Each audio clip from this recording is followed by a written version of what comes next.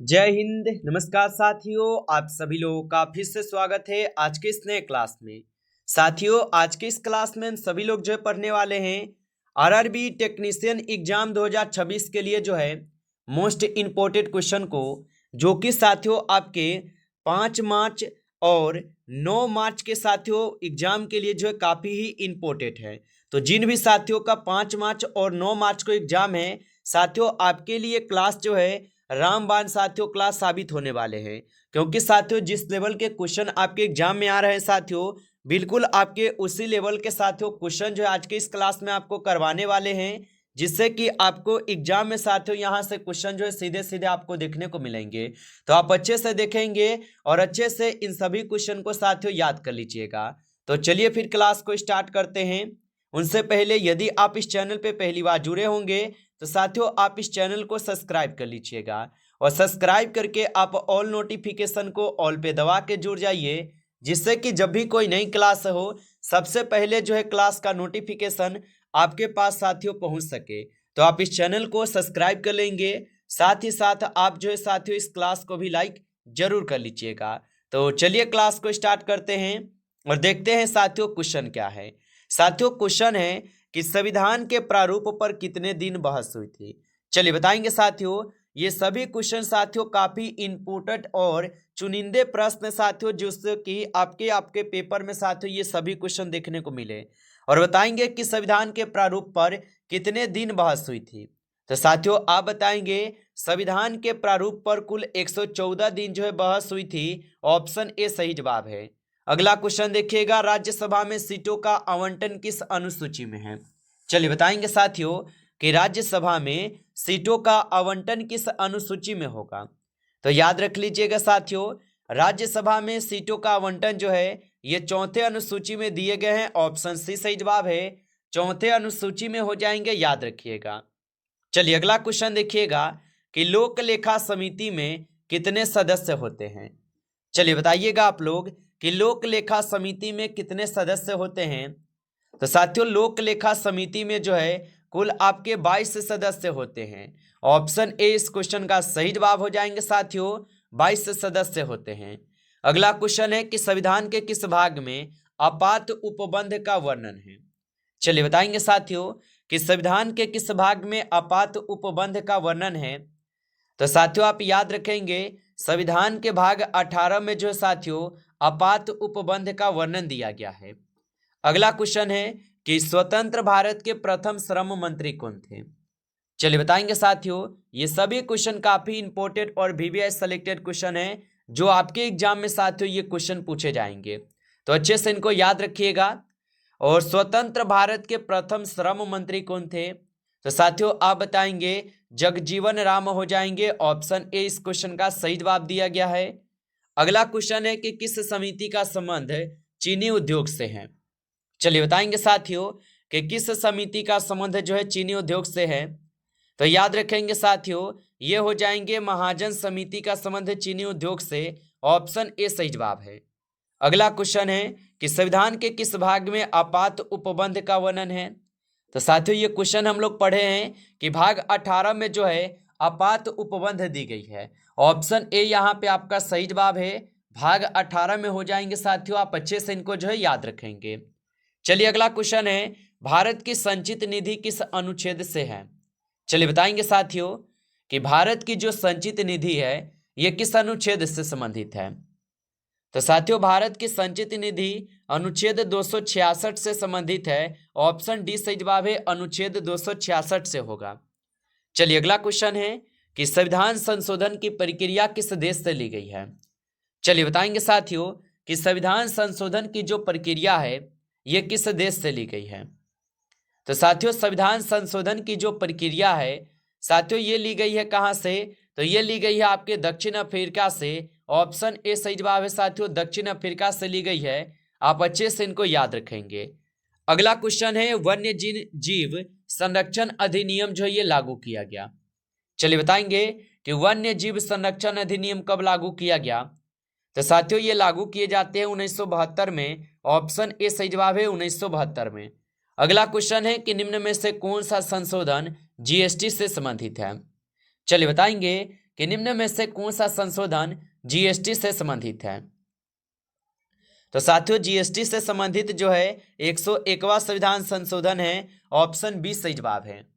अगला क्वेश्चन है कि सबसे आखिर में जुड़ने वाली संयुक्त राष्ट्र की आधिकारिक भाषा कौन सी है। चलिए बताइए, तो सबसे आखिर में जुड़ने वाली संयुक्त राष्ट्र की आधिकारिक भाषा कौन सी है।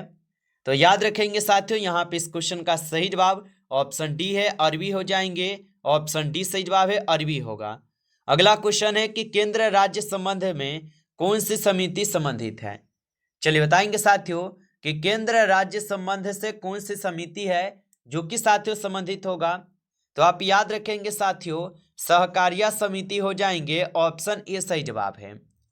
चलिए अगला क्वेश्चन देखेंगे कि सर्वाधिक आयु में भारत के राष्ट्रपति जो साथियों कौन बने थे। चलिए बताएंगे साथियों, तो सर्वाधिक आयु में भारत के जो राष्ट्रपति बने थे साथियों कौन बने थे। तो याद रखेंगे साथियों, आर वेंकट रमन बने हुए थे। ऑप्शन बी सही जवाब है, आर वेंकट रमन बने थे। अगला क्वेश्चन है कि संघ संविधान समिति के अध्यक्ष कौन थे। चलिए बताएंगे साथियों कि संघ संविधान समिति के अध्यक्ष कौन थे। तो पंडित जवाहरलाल नेहरू जी जो है साथियों, ये संघ संविधान समिति के अध्यक्ष थे। ऑप्शन सी सही जवाब है, याद रखेंगे। अगला क्वेश्चन है कि कौन सा अनुच्छेद उच्च न्यायालय के रिट जारी करने से संबंधित है, बताइए साथियों। और साथियों आप लाइक नहीं किए हैं तो आप इस क्लास को एक बार ज़्यादा से ज़्यादा लाइक कर लेंगे। नए जुड़े हैं चैनल पे तो आप इस चैनल को भी सब्सक्राइब करके ऑल नोटिफिकेशन को ऑल पे दबा के जुड़ जाइए, जिससे कि जब भी कोई नई क्लास हो सबसे पहले क्लास का नोटिफिकेशन जो है आपके पास साथियों पहुंच सके। तो आप इस चैनल को सब्सक्राइब जरूर कर लीजिएगा। और बताएंगे साथियों कि कौन सा अनुच्छेद उच्च न्यायालय की रिट जारी करने से संबंधित है। तो साथियों आप याद रखेंगे, यहाँ पे इस क्वेश्चन का सही जवाब जो है ऑप्शन डी है, अनुच्छेद 226 होगा। ऑप्शन डी सही जवाब होगा। अगला क्वेश्चन है कि संसद उपनिषद किसकी रचना है। चलिए बताएंगे साथियों कि संसद उपनिषद किसकी रचना है। तो साथियों संसद उपनिषद जो है साथियों ये रचनाएं हो जाएंगे आपके पीवी नरसिम्हा राव के। ऑप्शन ए यहाँ पे सही जवाब है, पीवी नरसिम्हा राव के होगा। अगला क्वेश्चन है कि भारत के प्रथम कार्यवाहक प्रधानमंत्री कौन थे। चलिए बताएंगे साथियों कि भारत के प्रथम कार्यवाहक प्रधानमंत्री कौन थे। तो साथियों भारत के जो प्रथम कार्यवाहक प्रधानमंत्री थे साथियों गुलजारी लाल नंदा हो जाएंगे। ऑप्शन ए सही जवाब है, गुलजारी लाल नंदा होगा। अगला क्वेश्चन है 20 सूत्रीय कार्यक्रम की शुरुआत किस पंचवर्षीय योजना में की गई थी। चलिए बताएंगे साथियों कि 20 सूत्रीय कार्यक्रम की शुरुआत किस पंचवर्षीय योजना में की गई। तो याद रख लेंगे साथियों, ये की गई थी आपके 5वीं पंचवर्षीय योजना में। ऑप्शन ए सही जवाब है, 5वीं पंचवर्षीय योजना में की गई। अगला क्वेश्चन है कि जॉन डब्ल्यू मूलर मॉडल पर कौन सी पंचवर्षीय योजना आधारित थी। तो जॉन डब्ल्यू मूलर मॉडल पर कौन सी पंचवर्षीय योजना आधारित थी। तो साथियों आप बताएंगे, यहां पर हो जाएंगे 8वीं पंचवर्षीय योजना। ऑप्शन ए सही जवाब है। चलिए अगला क्वेश्चन देखिएगा कि किसने जनसंख्या का सिद्धांत दिया था। चलिए बताएंगे साथियों कि किसने जनसंख्या का सिद्धांत दिया था। तो जनसंख्या का सिद्धांत जो है साथियों मोल्थस के द्वारा दी गई थी। ऑप्शन यहाँ पे डी सही जवाब है, मोल्थस के द्वारा। अगला क्वेश्चन है कि डेनमार्क की संसद का क्या नाम है। चलिए बताएंगे साथियों कि डेनमार्क की संसद का क्या नाम है। तो साथियों डेनमार्क की संसद का नाम जो है फोल्केटिंग हो जाएंगे। ऑप्शन ए सही जवाब है, फोल्केटिंग होगा। अगला क्वेश्चन है कि भारत रत्न से सम्मानित होने वाले पहले राष्ट्रपति कौन थे। चलिए बताएंगे साथियों कि भारत रत्न से सम्मानित होने वाले पहले राष्ट्रपति कौन है। तो याद रखेंगे साथियों, यहाँ पे इस क्वेश्चन का सही जवाब ऑप्शन बी है, डॉक्टर सर्वपल्ली राधाकृष्ण है। ऑप्शन बी सही जवाब है, याद रखेंगे। अगला क्वेश्चन है 2011 की जनगणना के अनुसार भारत में कितने जिले हैं। चलिए बताएंगे साथियों कि 2011 की जनगणना के अनुसार भारत में कितने जिले हैं। तो याद रखेंगे साथियों, यहाँ पे इस क्वेश्चन का सही जवाब लगाएंगे 640 जिले हैं। ऑप्शन डी सही जवाब है, 640 जिले हैं। अगला क्वेश्चन है कि निम्न में से किस समिति का संबंध जनसंख्या नीति से है। चलिए बताइए कि निम्न में से किस समिति का संबंध जनसंख्या नीति से है। तो साथियों आप याद रख लेंगे, ये हो जाएंगे स्वामीनाथ समिति, ऑप्शन डी सही जवाब है यहाँ पे, याद रखिएगा। अगला क्वेश्चन है कि शिमला का संत किसे कहा जाता है? बताइए साथियों कि शिमला का संत किसे कहा जाता है? तो साथियों शिमला का संत कहते हैं ए ओ ह्यूम को, ऑप्शन ए सही जवाब है, ए ओ ह्यूम को कहते हैं। अगला क्वेश्चन है कि युवा तुर्क किसे कहा जाता है? चलिए बताएंगे साथियों, युवा तुर्क किसे कहा जाता है? तो साथियों याद रखेंगे, युवा तुर्क जो है साथियों ये कहे जाते हैं किसे? तो चंद्रशेखर सिंह को साथियों यहाँ पे युवा तुर्क बोला जाता है। ऑप्शन ए यहाँ पे आपका सही जवाब है, याद रखेंगे। अगला क्वेश्चन है कि मिलिंद पन्हो का लेखक कौन है? चलिए बताएंगे साथियों, मिलिंद पन्हो के लेखक कौन होगा? तो साथियों मिलिंद पन्हो के लेखक है आपके नागसेन, ऑप्शन डी कीजिएगा सही जवाब यहाँ पे, नागसेन हो जाएंगे साथियों, याद रखेंगे। चलिए अगला क्वेश्चन देखेंगे कि प्रथम आंग्ल मैसूर युद्ध के समय कौन सी संधि हुई थी?